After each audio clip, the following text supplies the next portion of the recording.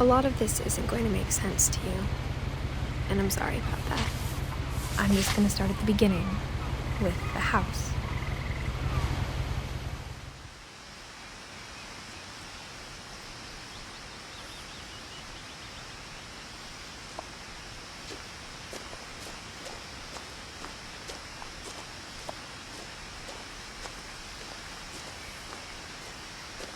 I lived here until I was 11, but I wasn't allowed inside half the rooms.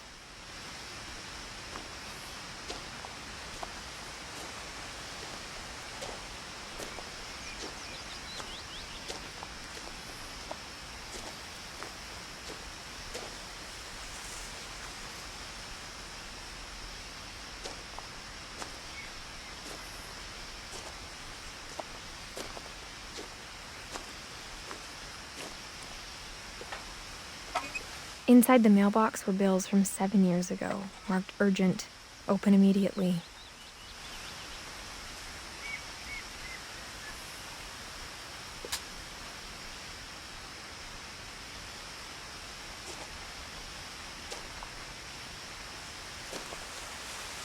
I hadn't been back since my brother Lewis's funeral.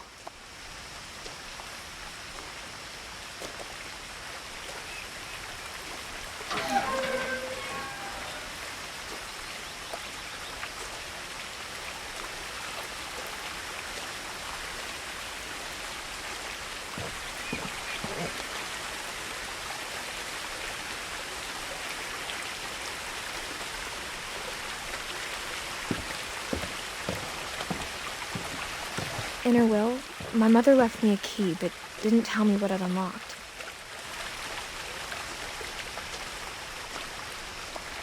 Maybe she thought I'd know, or she thought that the mystery would be enough to bring me back.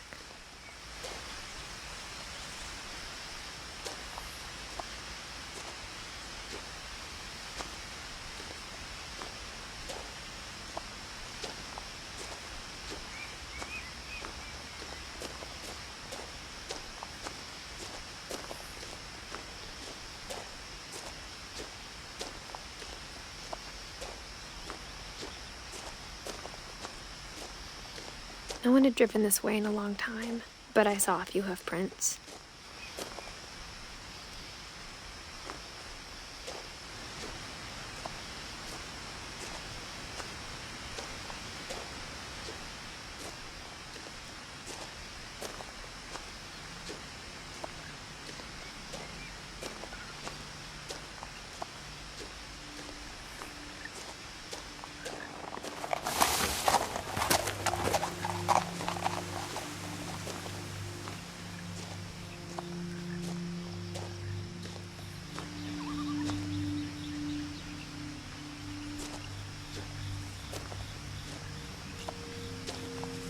The truth is, even after I inherited the house, I never thought I'd come back to it.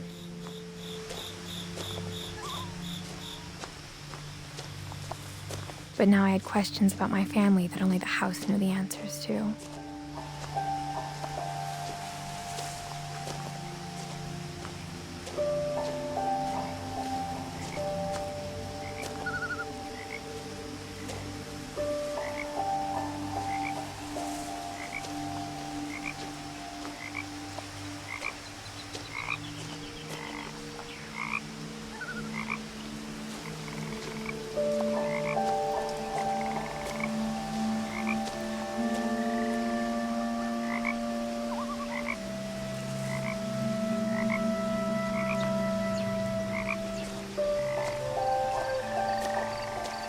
The house was exactly like I remembered it, the way I'd been dreaming about it.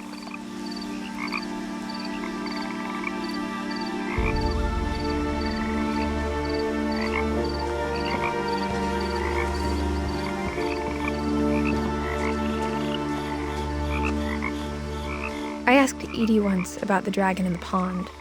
She said it had killed her husband. I was 6. It seemed like an odd joke to me even then.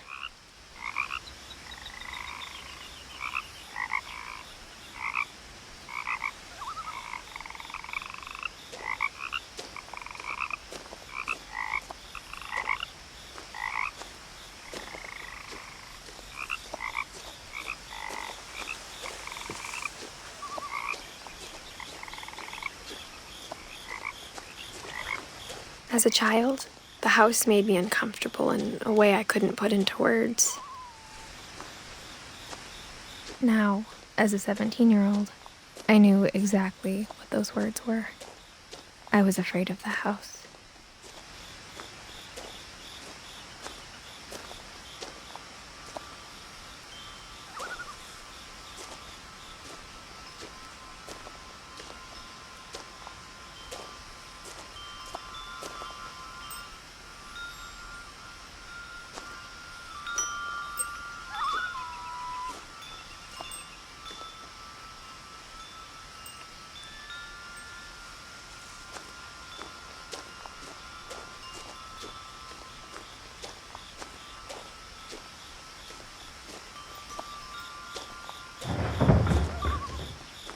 I heard something moving around in the garage.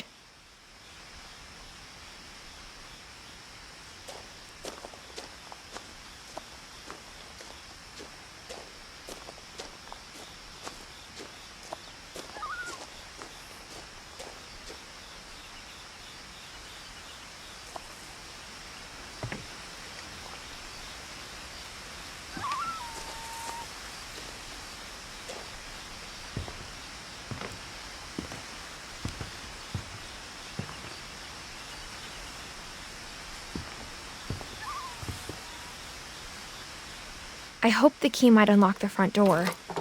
It didn't.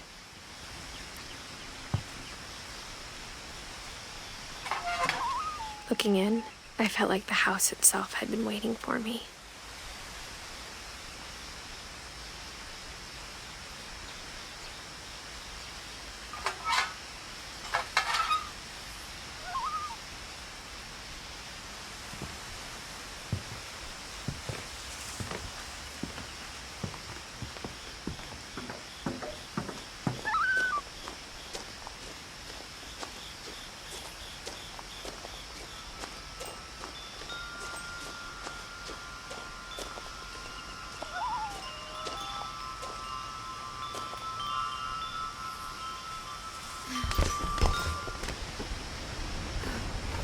Crawling through the doggy door used to be a lot easier when I was 11.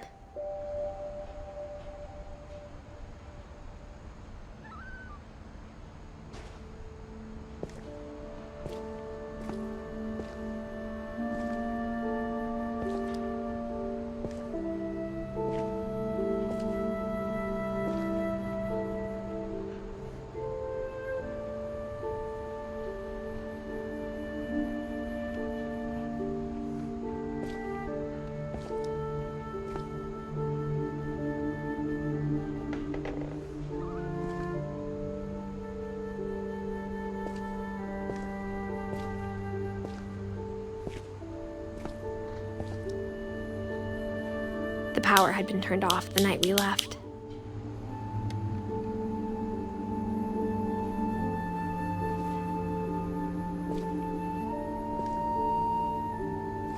For the first time in years,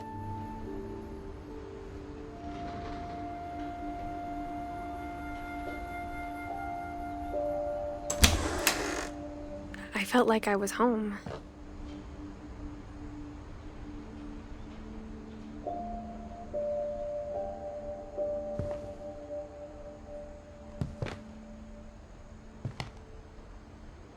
But instead of a family, there were just memories of one.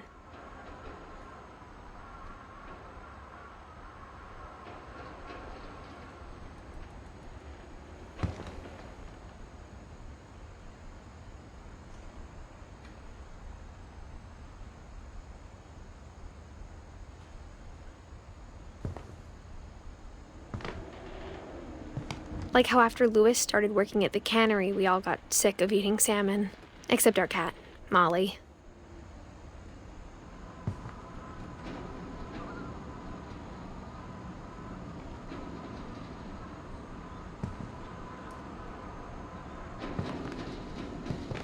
Or how only one restaurant would deliver to our house, so we had Chinese a lot.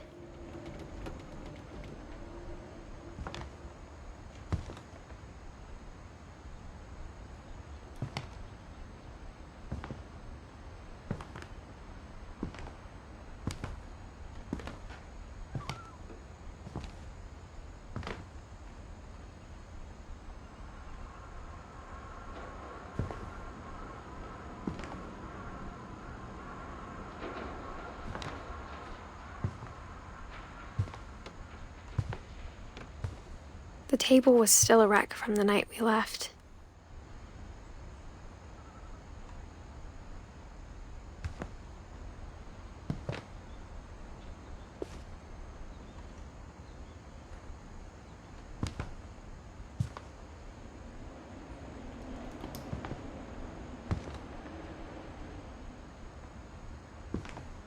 It was like a bomb had gone off, killing everyone but sparing the furniture.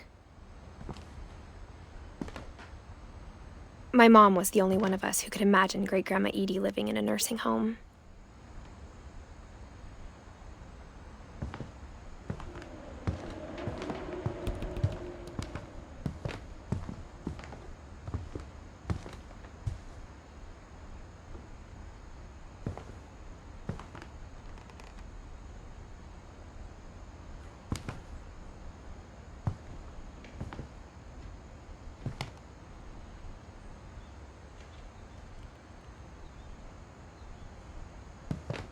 Nothing in the house looked abnormal. There was just too much of it, like a smile with too many teeth. Even the fireplace had a story. Edie told me the bricks came from the original house, after it sank.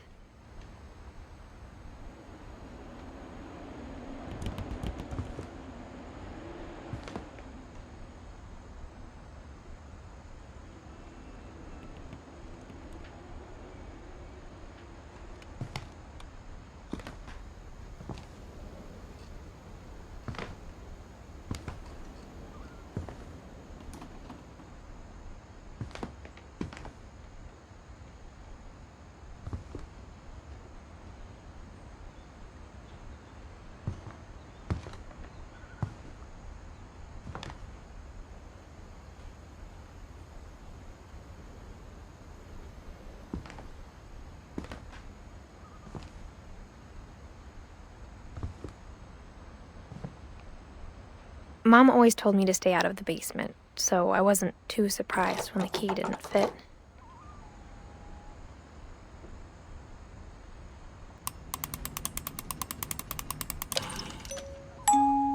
Great-Grandpa Sven built a music box for Barbara, along with the rest of the house.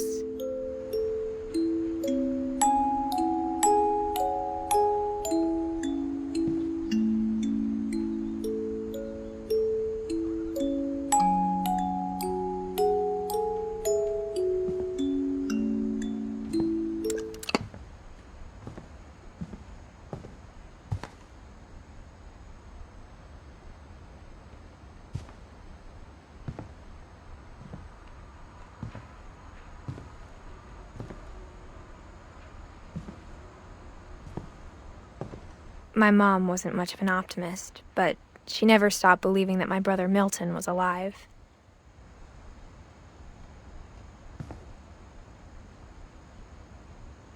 A lot of things got left behind in the whirlwind of that last night.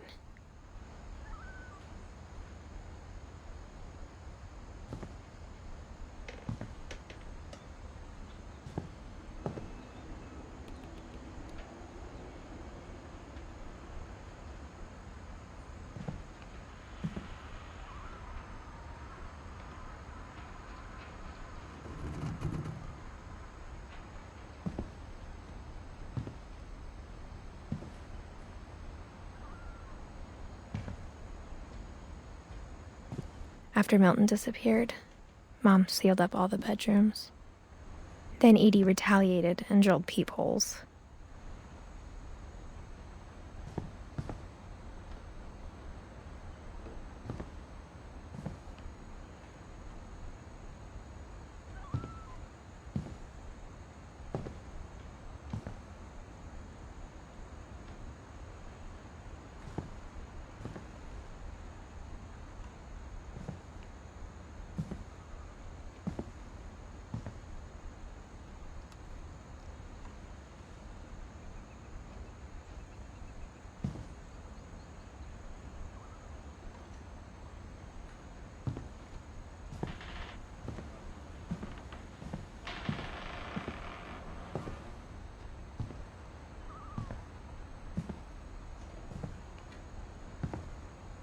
Whenever people ask me about my family, The first thing they always want to know about is Barbara.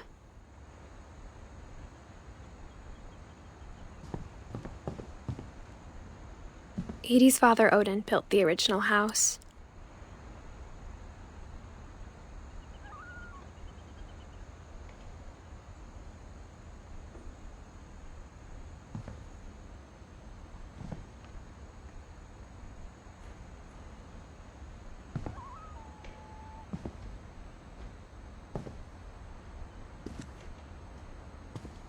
Mom must have locked the third floor stairs on the night we left.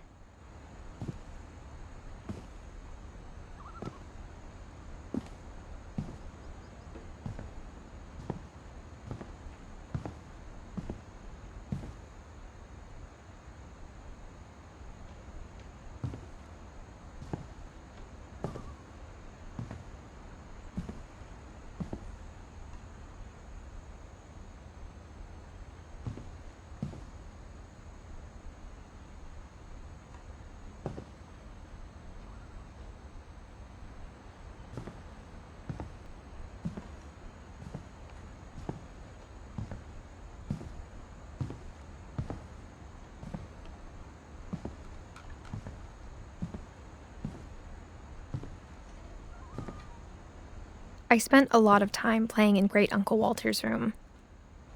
I think my mom sometimes regretted not sealing it up.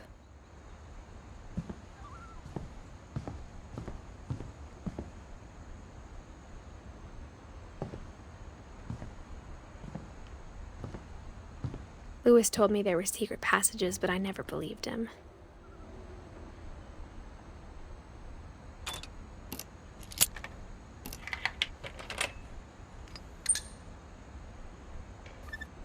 Turns out, my mom was really good at keeping secrets.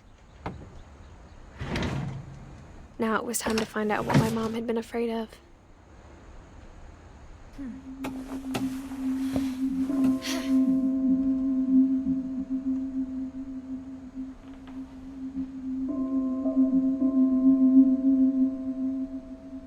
From the paintings on the wall, it was clear my brother Milton had been here before me. Reading this, maybe it sounds like I had a plan.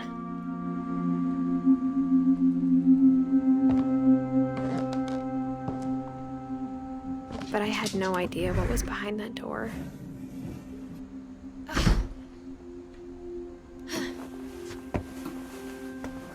Just like I had no idea where all this was gonna lead.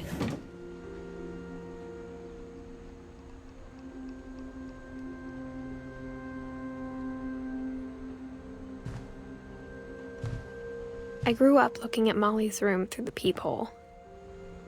Molly's gerbil had a tiny bedroom with its own even tinier gerbil cage.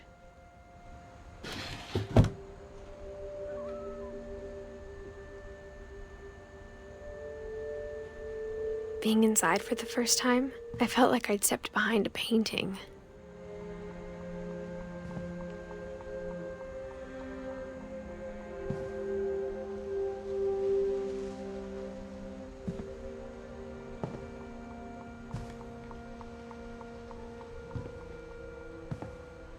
I got the sense Edie had spent a lot of time here, before my mom sealed the doors.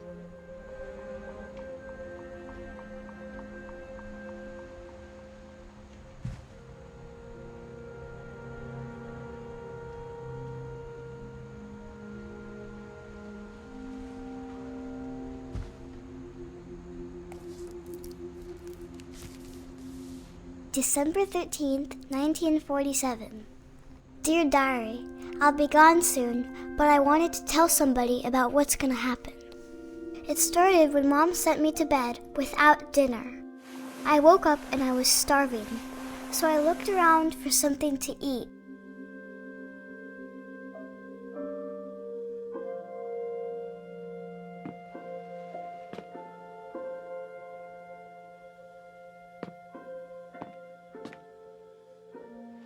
My Halloween candy was all gone.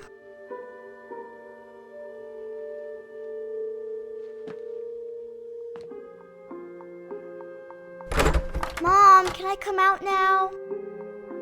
Sweetheart, it's late. Go to sleep.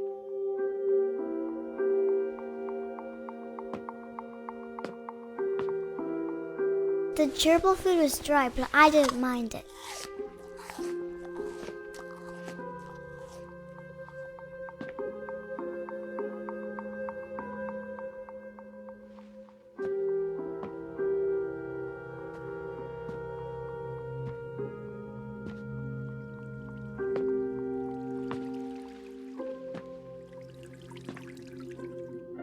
I thought about eating Christopher, but I held back.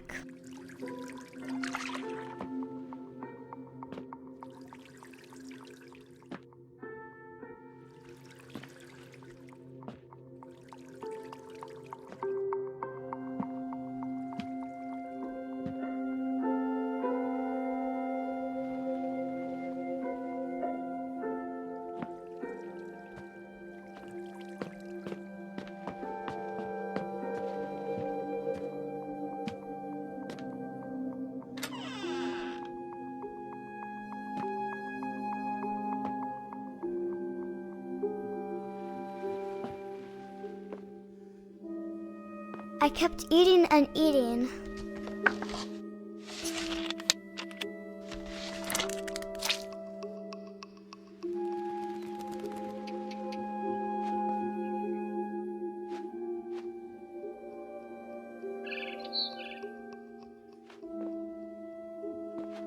I ate a lot of things that night.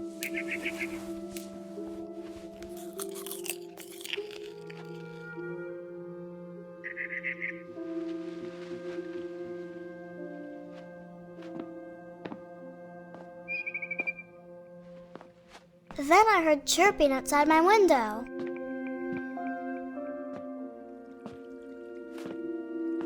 It was a barn swallow going back to her nest. I reached out for her.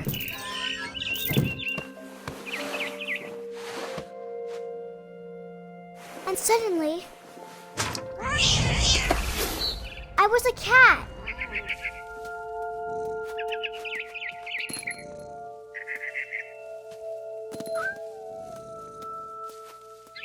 I tried to be quiet, but the bird was really scared.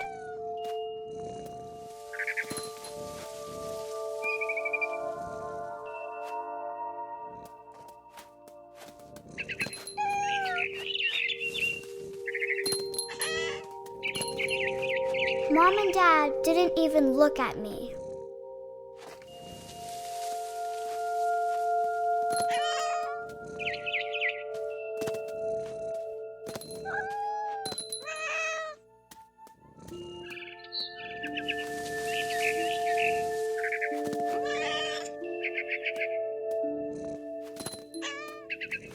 The babies were all gone.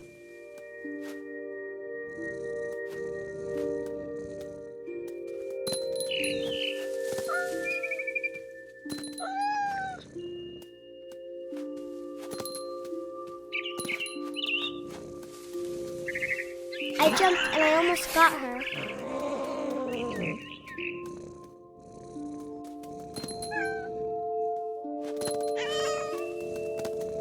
I could tell she was getting really tired. Now I was up in a big tree. I promised Dad I wouldn't climb it anymore. All I cared about was eating that mama bird. I gobbled her up. And suddenly, I was an owl. First, all I heard was the wind. Then I heard little teeth nibbling in the grass.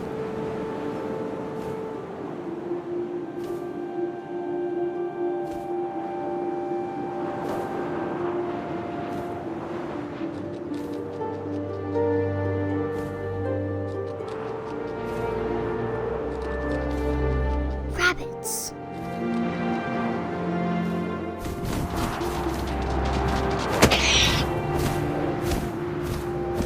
I imagined his face looking up and seeing mine through my talons. I swallowed him up, and I didn't chew one bit. Then I flew off to find something bigger.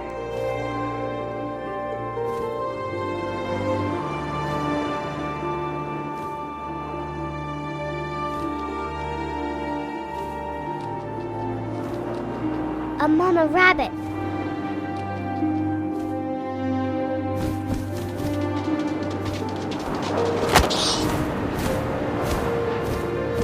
She was almost too big to carry. I started choking, but I couldn't stop eating.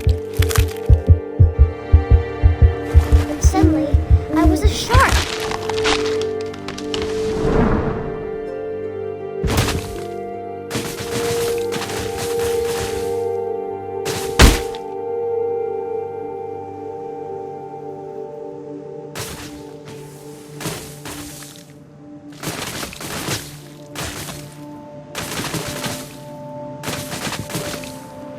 I rolled off a cliff and into the ocean.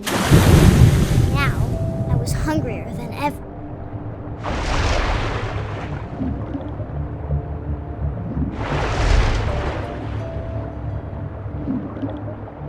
I wanted fat, juicy seals.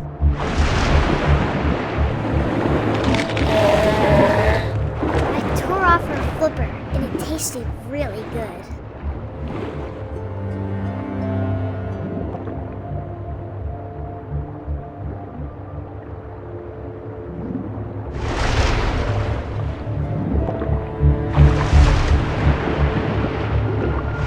Grabbed on tight. When I was so hungry, I jumped out of the water. When I opened my eyes, everything had changed.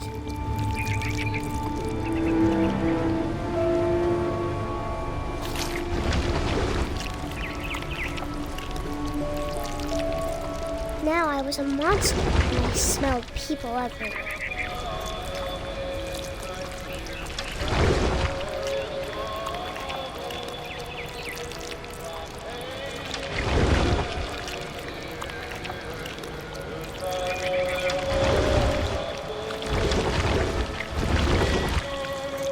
I was big, and I moved real quiet.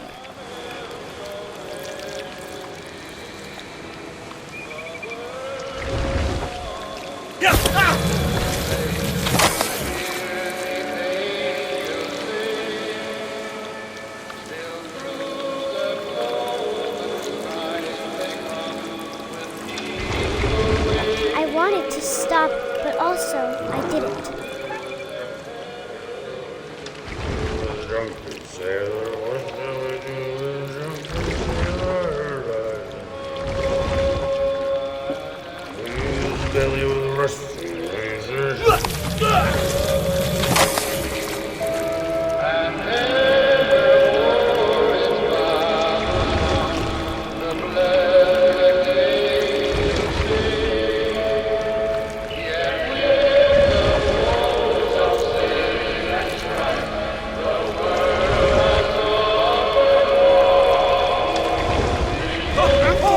Passenger, I was still hungry. And across the water, I smelled something new. Something I had to have, so I swam towards it.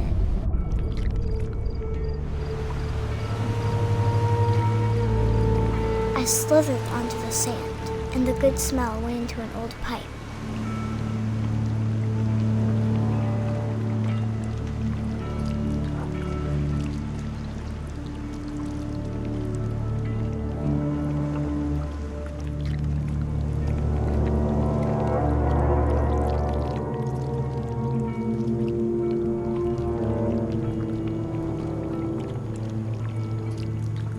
I got closer and closer.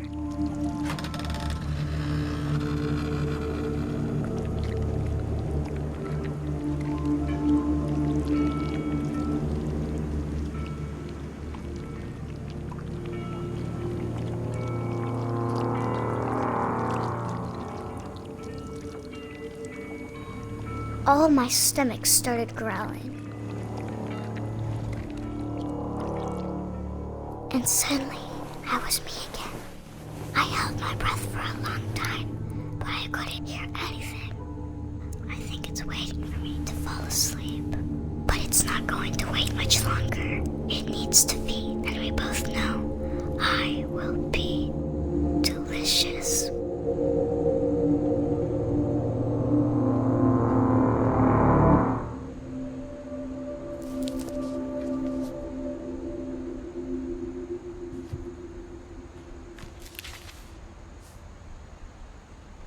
I'm not sure if I believed all of that, but I'm sure Edie would have.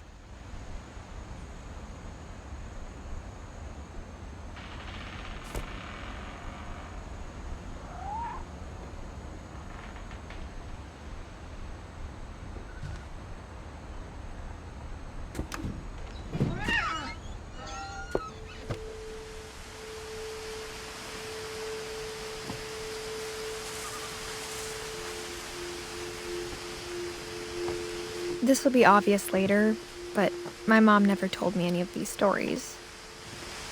Edie would have, but Mom didn't like bringing up the past. Though, when we adopted a stray kitten, she was the one who named it Molly.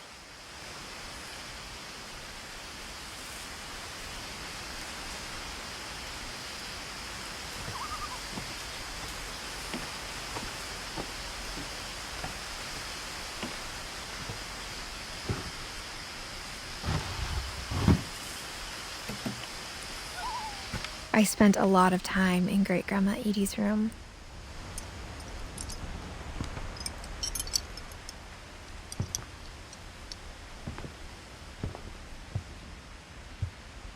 Louis died a week before we left, but Edie had already started to memorialize him.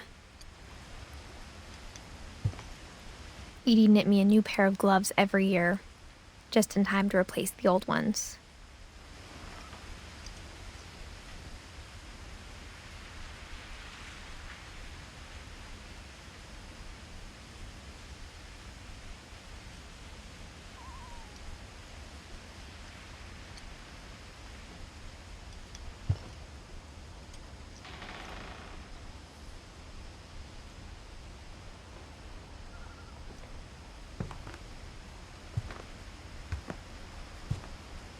Edie gave a big interview about a mole man living under the Finch house.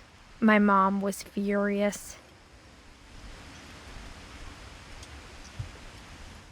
I hadn't thought of myself as Edith Jr. for a long, long time.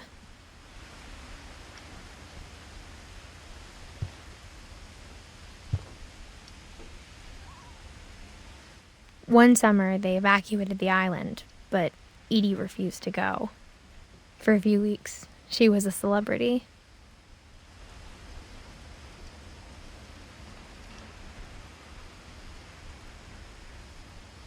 When Edie told people Sven was killed by a dragon, she could also have said he was building a dragon-shaped slide that collapsed. She could have, but she didn't.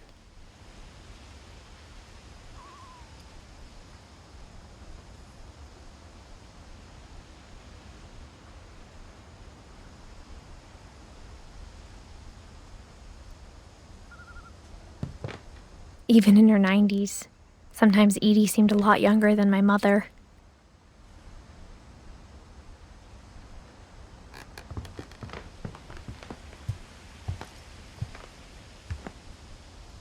Her room was like a museum.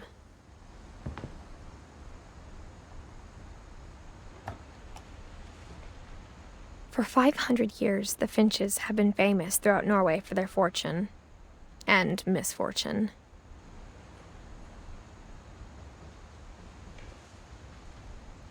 Odin Finch buries the latest victims of the family curse, his wife Ingeborg and their newborn son, Johan.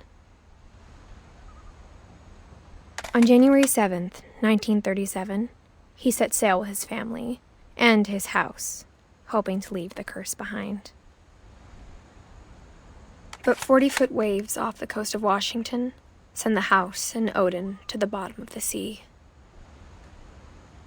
Odin's daughter Edie, with husband Sven and baby Molly, step ashore on their new home, Orcas Island.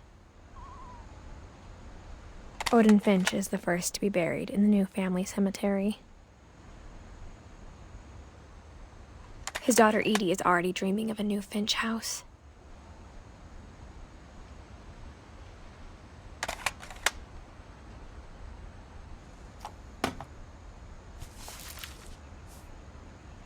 Whatever's wrong with this family, it goes back a long ways.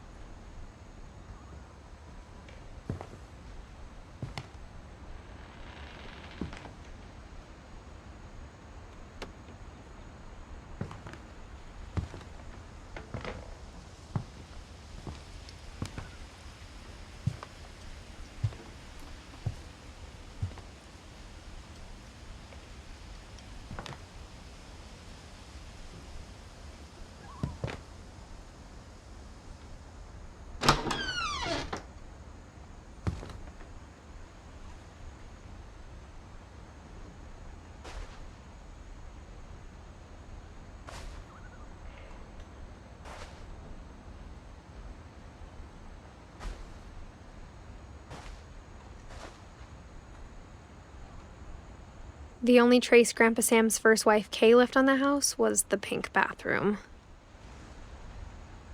It was a pretty big trace.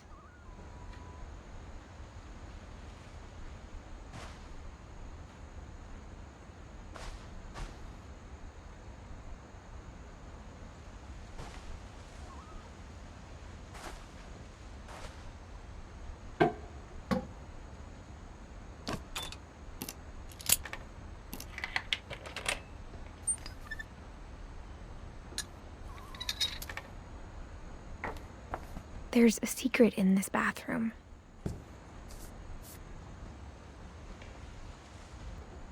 It's in the last place you would look. It isn't in the cupboard. It's hidden in this book.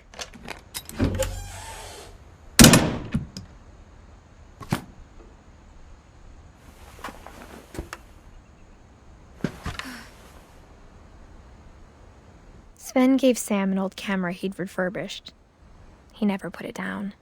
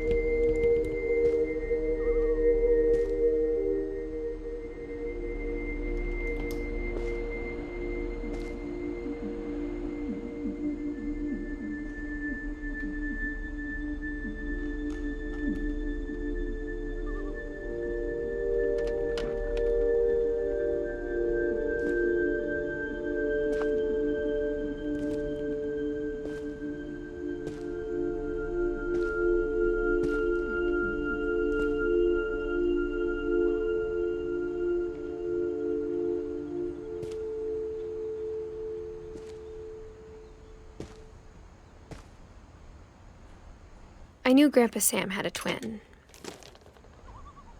and that he never talked about him.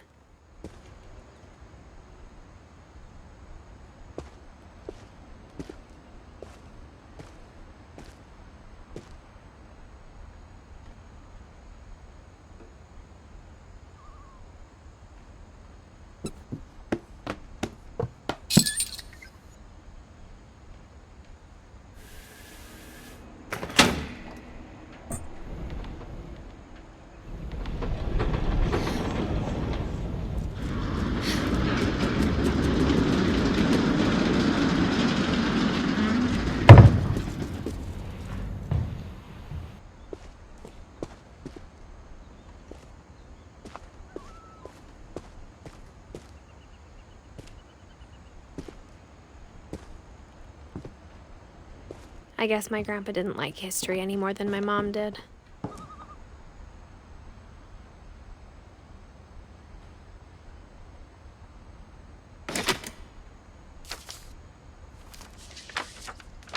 How I Want to Remember My Brother by Sam Finch.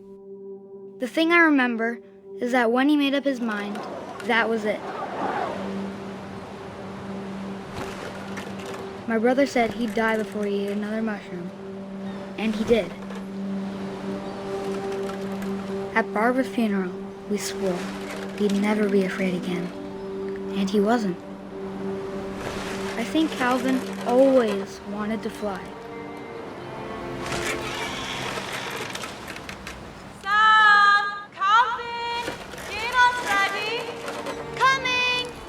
But that day, he finally made up his mind to do it.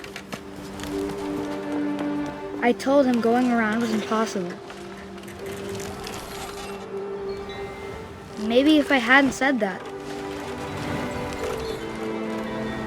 Calvin, I'm not gonna tell you again. Maybe if the wind hadn't picked up. Then maybe he'd still be here. But I doubt it. I think he'd already made up his mind. That's what I want to remember about my brother.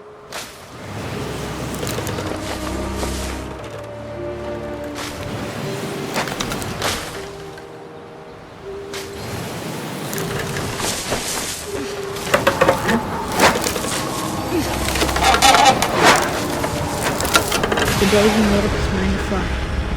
And he did.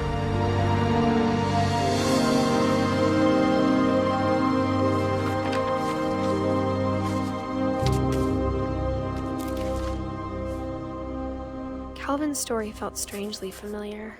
When I was younger, I remember trying to do the exact same thing.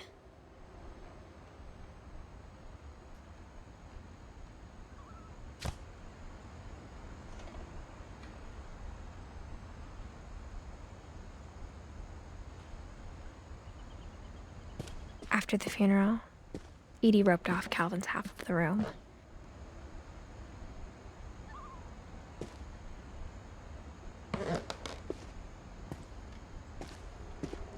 Mom said Grandpa Sam enlisted at 18 and never set foot in the room again.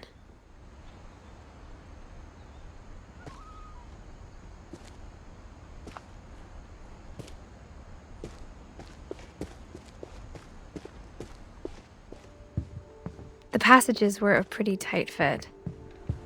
They'd obviously been built for smaller hands and bellies.